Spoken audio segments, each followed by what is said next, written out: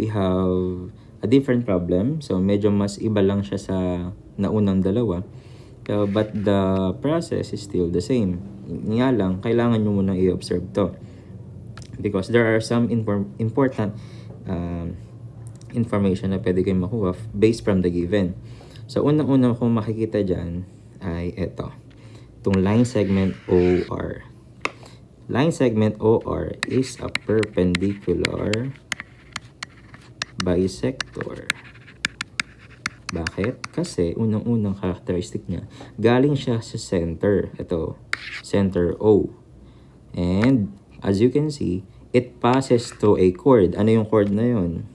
Itong chord OL. Ayan. Diba? So therefore, kung mapapansin nyo, nakagawa din siya ng, ayan, no? Yung symbol na yan. Symbol of perpendicularity.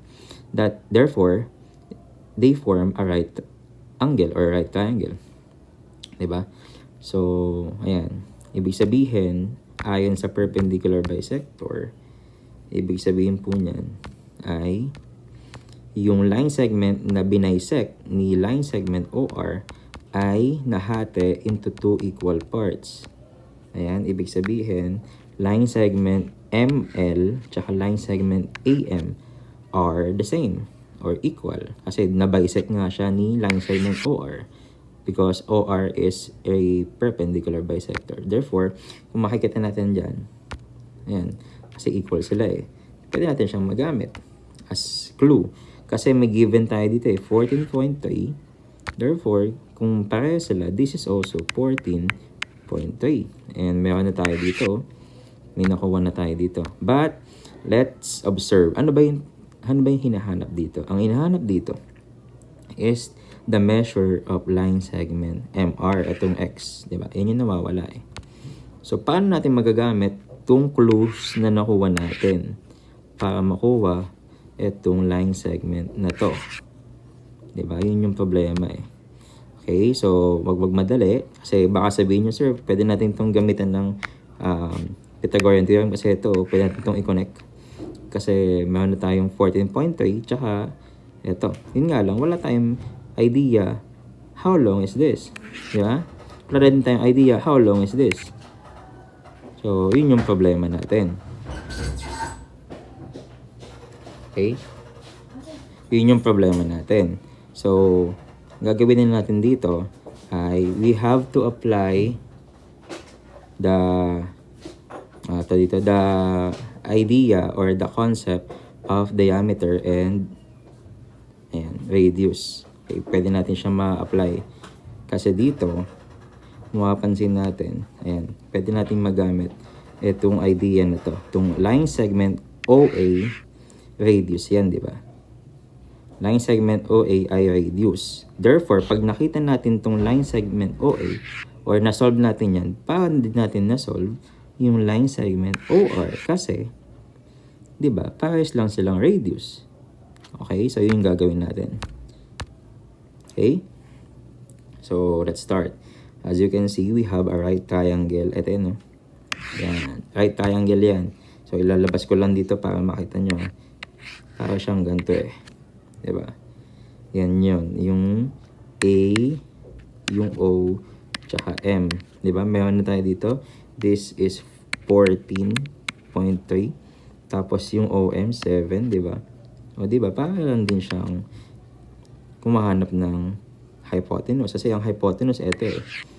Okay? So, again, ganun pa din. Pythagorean theorem pa din. Yun nga lang, ngayon, ang hinahanap na, hindi na yung B. Kasi kanina, 1 and 2, B ang hinahanap. Ngayon, ang hinahanap is the C value, yung OA. Okay? Hanapin natin yan. Okay? Paano po? Okay, let's start. So, C squared, okay, equals A squared plus B squared. Okay, equals C squared. Ayan, A squared is the horizontal, or yung A is the horizontal part. So, 7 squared plus, yung B is the vertical part, yung 14.3 squared. Okay?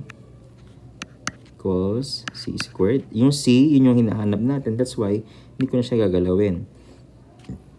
7 squared is 49 plus 14.3. 14.3 squared. Wait lang. Try natin sa calculus kasi may decimal. 14.3 squared. Okay, 204.49. Ayan. So, what you are going to do is just add this to 204.49 plus 49. Okay. So, you have 253.49 c squared. But, we still have to find the square root of both sides. Bakit? Para matanggal yung squared. Okay? So, therefore, c is equal to the square root of the 253.49, which is 15.921, or yan, round off na natin. Okay, but the question is it the answer for the main problem? Anong main problem natin? Ito ba yan? Di ba? Hindi naman. Ang nahanap natin ay etong part na to, which is ito yun, di ba? Yan yung OA. So, but ganun pa man, pwede pa din natin siya magamit. Okay? Balik lang natin siya dun sa ano.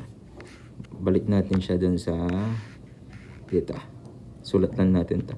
So, this is 15.92. Okay, wait lang. Ayusin ko na yung sulat. Pangit. 15.92. Okay, paano natin siya magagamit? Paano, sir? Ito po yun. So, dito, kasi kung mapapansin nyo, sabi ko nga kanina, di ba? Line segment OA is a radius. Line segment OR is also a radius. Therefore, ito ay 15.92 din. Okay, so kailangan mo na lang alamin, ano to? Anong measure na to? Eh, di ba, meron na tayong 7 dito. Ano na lang to? Para maging 1592. So, gagawin mo na lang. So, 15.92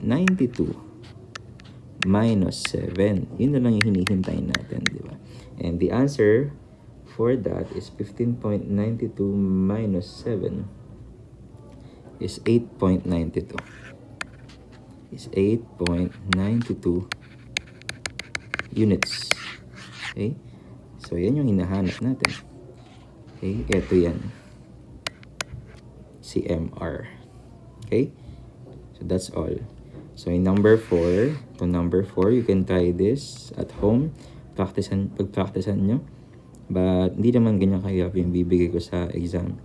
So, what is important is na kuha nyo yung konsepto at naalala nyo at ma-review nyo yung concept of, syempre, unang-una, yung perpendicular bisector, and also kung paano ginagamit ang Pythagorean theorem in order to solve such problem. Okay, so yun lang naman. Paki-review na lang po ito. And paki-like na lang din po. And subscribe. Okay.